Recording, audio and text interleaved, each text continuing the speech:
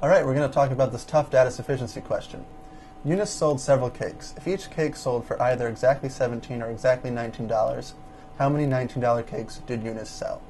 Statement 1 tells us that Eunice sold a total of 8 cakes, which is helpful. We know that she couldn't have sold 20 $19 cakes, but all of those 8 cakes could have been $19 cakes, or none of them could have been. She might have sold 8 $17 cakes, or it could have been some mixture. We just can't know, which means statement 1 is insufficient, and we can eliminate answer choice A and answer choice D.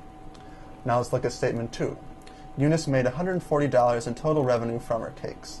That doesn't seem like a lot of information, but we can at least write this formula. 17x, where x is the number of $17 cakes, plus 19y, where y is the number of $19 cakes that Eunice sold, and their sum is equal to 140. Now let's see if we can narrow things down a little bit. Let's say she sold 9 cakes. If she sold 9 cakes, the minimum amount of money that she could have made would be if all of those cakes were the lower price cakes, the $17 cakes. So the total amount of money she would have made would be 17 times 9, which is 153, which is too much. If the minimum that she could have made was 153, and we know that she made 140, she must have sold less than 9 cakes. So let's try a number less than that. Let's say she sold 7 cakes. In that case, the maximum amount of money she could have made would be if she sold only $19 cakes.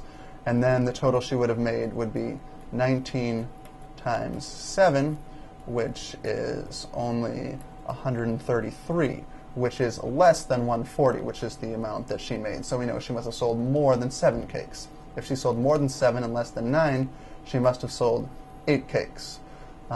Great. We still don't know how many of those are $19 cakes, but we can start plugging in numbers to figure out, just to see if we can figure out exactly how many cakes she sold. If she sold 8 cakes and all of them were the $17 cakes, she would have made a total of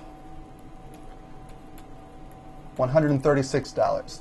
If that's how much she would have made with all $17 cakes, that means at least one of the cakes were $19 cakes. So we'll start switching them out one at a time. If she sold one $19 cake and the rest were the $17 cakes, she would make $2 extra, which would mean she'd have a total of 138, which is still short. So if we switch out another one and she sold 2 $19 cakes, then she would have exactly 140. And we know here that she couldn't have sold another $19 cake because switching that out with a $17 cake would be $2 extra, again making 142, which would be too much.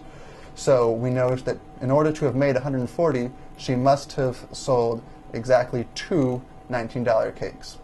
Since we know this from statement 2 alone, answer choice B is correct.